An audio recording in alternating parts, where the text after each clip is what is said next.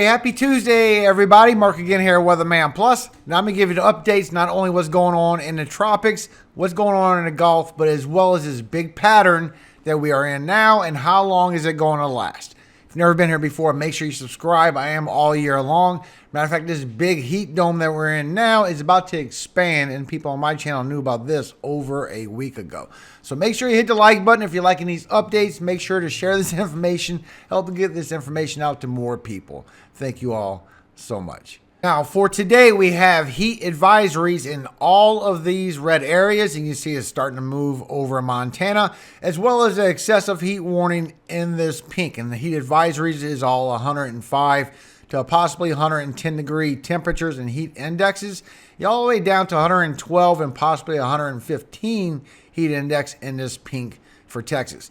But this is about to expand even more all the way to the upper Midwest, and it's going to last for quite some time. But we do have a lot of things going on, so remember I do have the links in the description for you, as well as some timestamps for today. Today's video is going to be a little bit longer. I'm going to update you on Data Day. I love Data Day. If you've never been here before, instead of just showing you weather models, we show you the data that comes out first before it goes into the modeling, so you know what to expect and what's coming in the near future. So if you like to stay updated and ahead of the weather, make sure you subscribe. So make sure if you're in a rush, use the links in the description. If you have time, watch the video. Thank you so much for your support. Hope you have a very blessed Tuesday.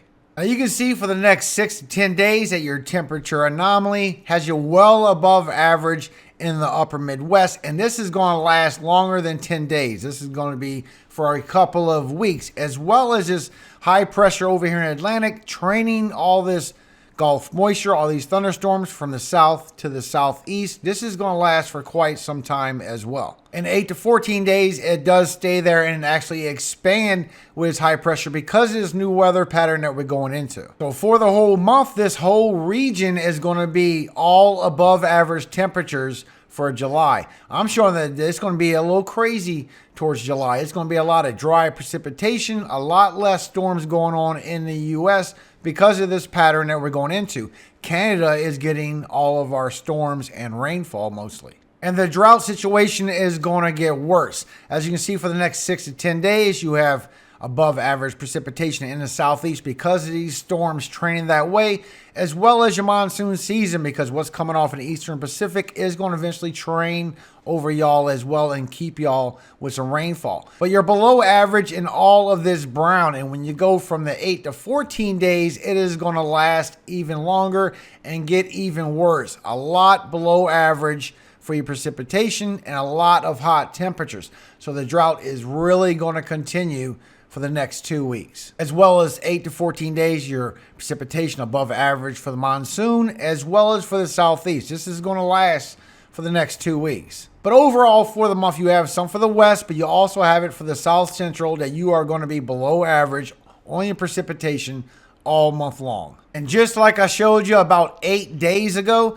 this pattern that we're going into, we're actually in now, and it's going to last for quite some time. These temperatures are coming way up into the north, and this storm that's in Canada is still happening, guys. So I do pray that y'all did heed my warnings about these temperatures that are coming, how long it's going to last, as well as Canada, all this rainfall you're about to get from these storms passing your way. Now, first for your tropical update, we still have Major Hurricane Darby in the Pacific. If you saw that picture I put on my community tab yesterday, very healthy storm. It is a major hurricane, a Cat 4, 140 miles per hour winds, 954 millibars, and it's moving west at 17 miles per hour. And I am still showing towards Hawaii that you will be okay. As well as the update on the disturbance 1, it is at 70% now in 5 days, 10% in the next 48 hours. And Euro and GFS is showing this is going to form up in the Eastern Pacific, and I'm still showing this will contribute to your monsoon season for getting some more rainfall coming off of this system. But you can see just in the last 12 hours how much Major Hurricane Darby has been forming and looking really good. A really good eye to it, really strong center,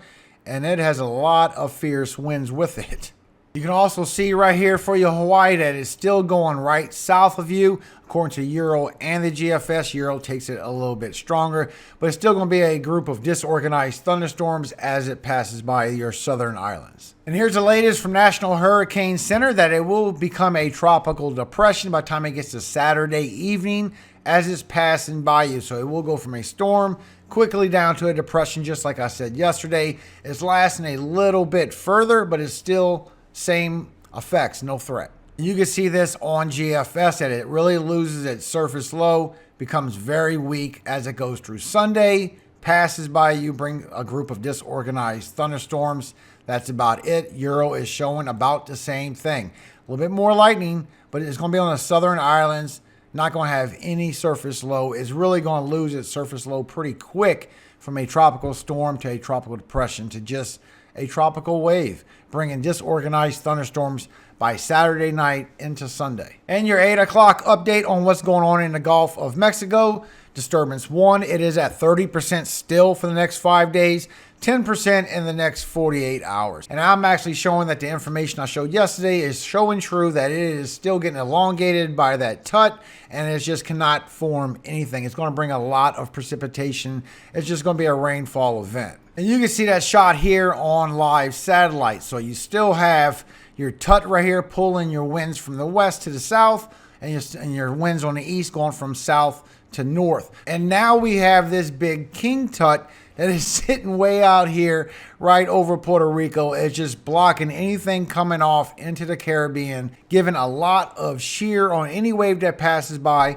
Plus we have this dust mass pushing through and pushing everything to the south. So even though we're still in a La Nina pattern where these storms are mostly in the Caribbean and not in the Eastern Pacific, the dust and these tuts are pushing all this precipitation into the Eastern Pacific, and that's where things are forming, even though it's not supposed to be happening that way right now. So since a TUT is a upper tropospheric, and you look in the upper tropospheric, you can see right here in the water vapor where your TUT is right over the Eastern Caribbean, as well as that small one that we still have in the Gulf of Mexico that is keeping the system elongated. But our next wave that we do have over here is going to be making its way towards the Eastern Caribbean, still getting messed up by the TUT, by the dust, and it is going to bring some more precipitation going around this Bermuda High, and this is going to continue this pattern y'all have of precipitation being sucked in the south, going out through the mid-Atlantic. It's going to make that continue for another week to maybe 2 weeks. So when you look again through the ensembles and see what the most likely outcome is, just like yesterday, it showed it just be a upper level low, just a group of disorganized thunderstorms, and it did show true. And you can see on the modeling of all these ensembles that nothing shows any kind of chance of a formation of any kind coming into our Gulf. I know the Icon model did show something yesterday, but that was going towards Florida. And if you remember, I showed you that with the TUT there, it'd be impossible, and that did disappear today. But as you look in the control, remember, you continue to see that there is nothing forming in the Gulf.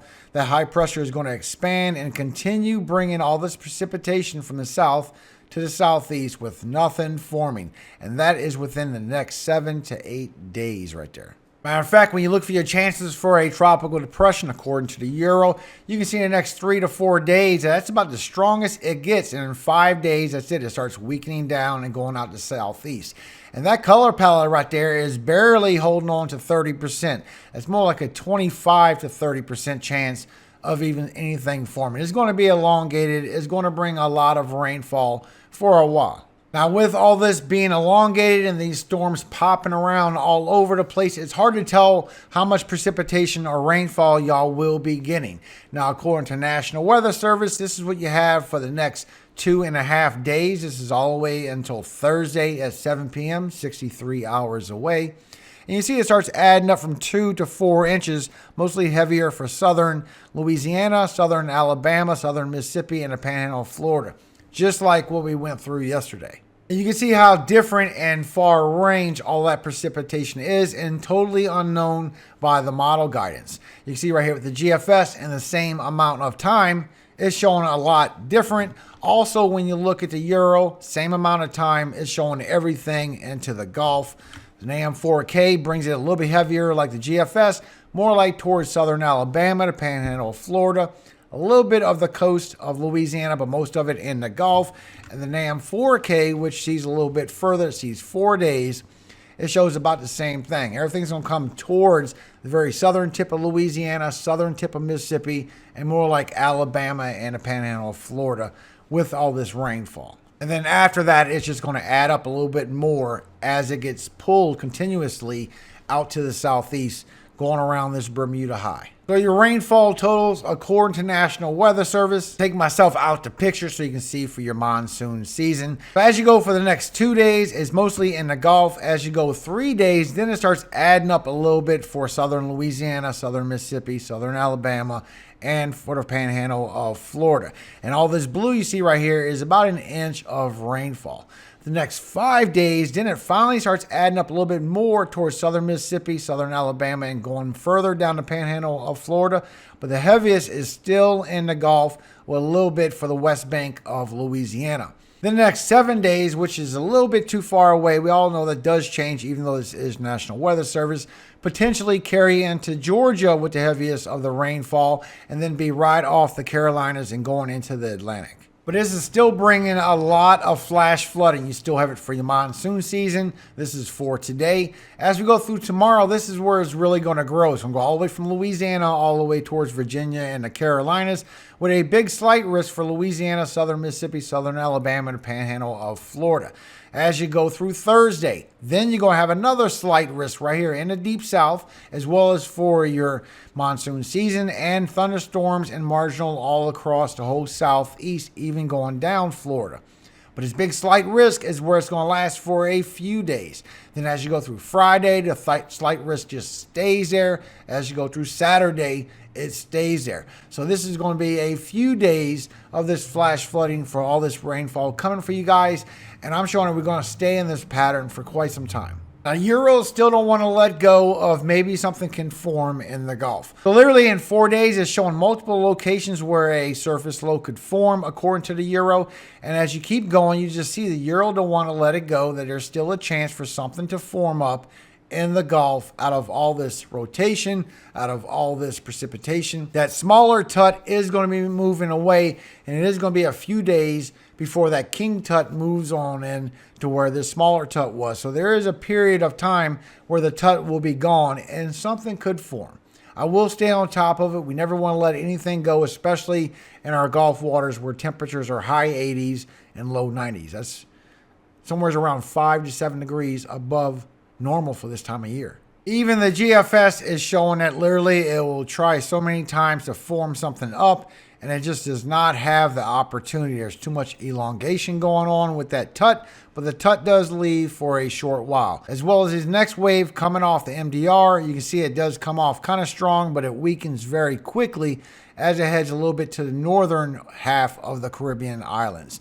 So that's where it's going. That's where it's going to get tore up, and it's not going to go much further than that. But GFS agrees that literally in 5 days, something could be spinning up in the Gulf and growing as it comes around this Bermuda high. Something could still form, still weak, so I will keep my eye on this for you guys. But it does show that the next wave makes that northern push. It will be demolished. It will lose any kind of chance of strengthening. This big King Tut is putting a lot of shear on the eastern side. Nothing can get into our Caribbean until that Tut moves away. You do see with the potential velocity anomaly, according to GFS, we still have something that could form up sometime around the 16th all the way to the 18th. So there is a little pocket where the first Tut leaves before this bigger Tut moves in, where something could form. I will keep my eye on it. But it's still hard to believe that something could form up, because as you look with NASA satellite, you can see we have this big plume of dust that is moving through. And right behind that, we have another plume. Then right behind that, we have another little plume coming off the MDR. I really don't think anything could form up with all this going on in the Gulf of Mexico. The pattern we're about to go into, which we're already in, but it's going to keep coming, is really going to make things extreme, not only for us, for Canada as well. As you look at your EPO, your East Pacific Oscillation, lets you know if you're going into a high ridge or a deep trough with your jet stream on the west side of the U.S. And remember, over a week ago, I showed you this was coming, and it is coming. It is here, and it's going to stay for a while. According to the Euro, we could stay into a high ridge all the way until the 16th or 17th, just like last time. But now it's showing it has a chance to go right back up after that and staying into a high ridge. This will keep all the moisture, all the hot temperatures, all the way from the south, all the way to the upper Midwest for quite some time. It would also keep all the precipitation out of the U.S. So not only are we about to see all this rainfall, all this precipitation go around this Bermuda High for the southeast and the mid-Atlantic, that's going to be about it. We do have some storms that's coming off on the western of the U.S., but most of our rainfall is going to follow this jet stream and go up into Canada. And also will bring you that storm that I did tell you about. Even when you look at the EPS, the Ensemble Prediction System, the medium to long range forecast confidence for the euro, it does agree that we're going to stay in this high ridge. It's going to come back a little bit. Then we're going to go right back into this high ridge all the way for almost a full month of July. And the GFS sees this as well. It sees that big high ridge all the way to the 16th and 17th. Shows that we could get some storms coming in around the late teens to early 20s and going right back into that high ridge. And this would be bringing a little bit of cold air. There's going to be a cold front coming through the Great Lakes, going out to the northeast. And the update on the Madden-Julian Oscillation shows that this is going to come that way and pretty much park over the northern Atlantic for quite some time. But sometime in the late teens, early 20s, we could get a dip of cooler air that's going to come by through the Great Lakes and go out through the northeast. And even the EPS, the long range for the euro, does confirm that we do have this dip of cooler air that is coming by in the late teens to early 20s. And you can see all this right here on your 200 millibar winds. This shows you your jet stream winds. And you can see you have your little tut right here in the Gulf of Mexico. You're going to see that dissipate. And you have that big king tut moving over here from the Caribbean, and it's going to move over to the southeast as well and just keep this pattern going. At the same time, you see how we're in that very high ridge on the west side of the U.S., and this is where we get in that very high ridge for a long time. As we look on the east side of the U.S., we're also staying in a high ridge. This will keep our jet stream out of the U.S., and it stays in Canada for quite some time. And there's that big king tut moving towards the southeast, kind of parking right over the Bahamas. And then the jet stream just stays there the whole time. And the whole jet stream is all the way into Canada now. Canada has the jet stream. It's all the way from the western Canada going all the way towards eastern Canada. And it stays in that pattern for a long time. Look at this. This is all the way until the 23rd of July. Before finally maybe we get some severe weather and some winds coming to the northeast. But look at this pattern. The jet stream is way up here in Canada. It's not going through the U.S. It's not going anywhere southern. It's staying in Canada almost for the whole month. Our jet stream is all northern. So when you look at this and look at your pressures, you can see how you get this big high pressure that builds up. We get that little cool front that comes through the Great Lakes, goes through the northeast, parks over the tropical Atlantic. And we just have this high pressure on the eastern side of the U.S., stopping anything from forming. All the storms is going up on this high ridge into Canada. And Canada still gets one storm after another. And I'm still showing a strong one around the late teens to the early 20s is still going to be passing through Canada. And so far, it gets all the way down to a 986, a relatively strong system as it comes through. And I showed that 8 days ago, and it's still showing true. But look how we have all this high pressure parked all the way to the end of July from the eastern side of the U.S. This would stop a lot of rainfall, a lot of storms, a lot of anything. And you can see with the NASA satellite, when you look at the dust for the whole basin, that not only these three plumes of dust that we have coming through, that it's going to continue giving the dust off the coast of Africa even after that. So this pattern that we're in is going to be around for at least 2 weeks. So what does that mean? So as you look at the euro, look at your precipitation, you see how the rainfall adds up for the southeast, also for the mid-Atlantic, as all this precipitation just revolves around this Bermuda High.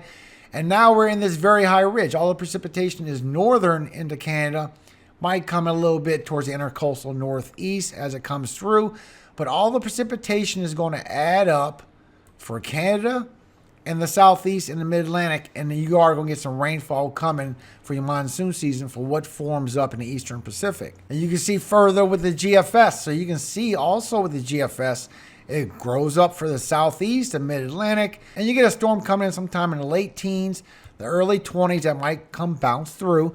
But after that, it just stays that way, where it's just a northern in Canada with our jet stream, and all the rainfall is just adding up for Canada while all this precipitation from the Gulf is just revolving around the southeast and the mid-Atlantic for some time. As well as that monsoon season, you're still getting some more rainfall that is going to keep coming towards y'all, especially towards the end of July.